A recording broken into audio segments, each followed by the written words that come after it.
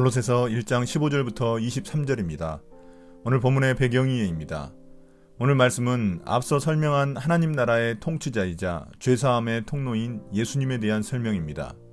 천지 만물의 창조와 구원에 대한 예수 그리스도의 의미를 노래하고 있습니다.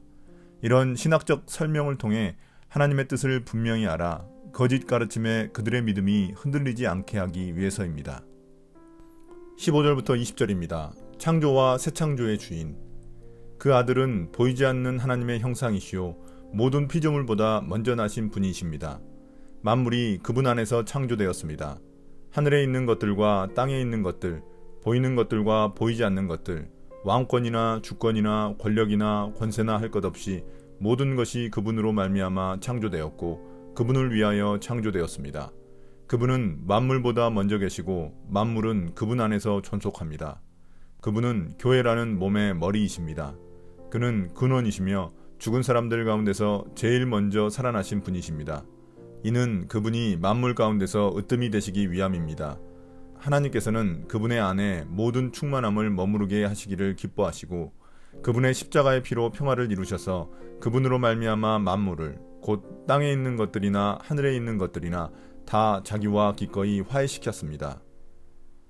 바울은 예수님을 보이지 않는 하나님의 형상, 피조물보다 먼저 나신 분이라고 두 가지로 표현합니다.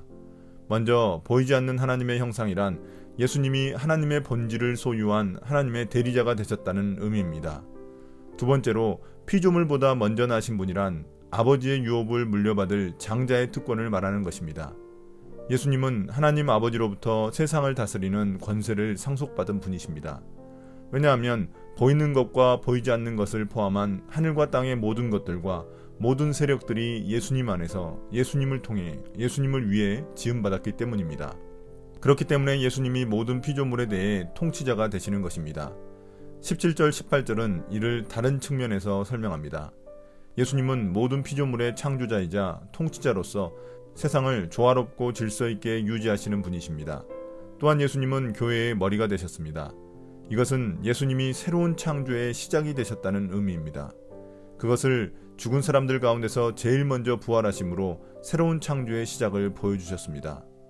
이를 통해 예수님은 자신이 모든 피조물보다 더 위대하신 분임을 드러내셨습니다. 이러한 예수님의 모습은 마치 성전 안이 하나님의 영광으로 가득하듯 예수님이 하나님의 신적 능력으로 충만케 되신 것과 같습니다. 이러한 신적 충만함을 통해 예수님이 하신 일이 바로 십자가 사건입니다.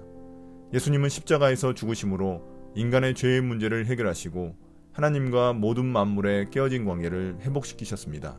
그것이 바로 예수님이 하신 새로운 창조이며 구원입니다. 21절부터 23절입니다. 새 창조의 결과. 전에 여러분은 악한 일로 하나님을 멀리 떠나 있었고 마음으로 하나님과 원수가 되어 있었습니다. 그러나 지금은 하나님께서 그리스도의 죽으심을 통하여 그분의 육신의 몸으로 여러분과 화해하셔서 여러분을 거룩하고 흠이 없고 책망할 것이 없는 사람으로 자기 앞에 내세우셨습니다. 그러므로 여러분은 믿음에 튼튼히 털을 잡아 굳건히 서 있어야 하며 여러분이 들은 복음의 소망에서 떠나지 말아야 합니다. 이 복음은 하늘 아래에 있는 모든 피조물에게 전파되었으며 나 바울은 이 복음의 일꾼이 되었습니다. 앞서 예수님의 창조와 구원 사역을 잘 설명했다면 이제 그것을 삶에 적용하는 일이 남았습니다. 그것을 바울은 고로새 교회 성도들의 과거 모습과 현재 그리스도인이 된 모습을 대조하여 설명합니다. 과거 성도들은 죄로 인해 하나님을 떠났고 하나님과 원수가 되었습니다. 그러나 예수님은 십자가에서 자신이 피 흘려 죽으심으로 그들과 하나님 사이를 화해시키셨습니다. 그 결과 성도들은 거룩하고 흠이 없는 사람으로 하나님 앞에 설 수 있게 되었습니다. 이것은 마치 구약에서 제사장이 하나님께 흠없는 짐승을 바치는 것과 같습니다. 예수님이 성도들을 하나님께 데려가 그들의 삶을 살펴보게 하실 때 그들은 책망할 것이 없는 자로 여겨지는 것입니다. 마지막으로 바울은 그들이 듣고 믿은 복음의 근거에 미래 소망을 놓치지 말고 굳게 서 있으라고 말합니다. 거짓 가르침이 고로새 교회 성도들을 흔들 수 있기 때문입니다.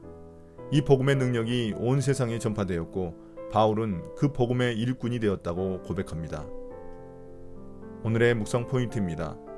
만물의 주인이신 예수님이 우리를 대신해 십자가에서 죽으심으로 우리와 하나님 사이를 화해시켜 주셨습니다. 이러한 예수님의 구원 사역을 통해 우리는 새 사람이 되었습니다. 주님이 우리에게 새 생명을 주셨고 그 안에서 충만한 삶을 누리게 하셨습니다. 이런 사실을 우리가 안다면 우리의 삶은 어떻게 달라져야 할까요? 오늘의 기도입니다. 주님, 예수님 안에 모든 구원의 비밀이 있다는 사실을 깨닫게 됩니다. 예수님을 알아가면 알아갈수록 우리의 삶이 변화되어 예수님을 닮아가게 해주십시오. 오늘 하루도 거룩하고 흠이 없는 제물처럼 우리의 삶을 주님께 드리게 해주십시오.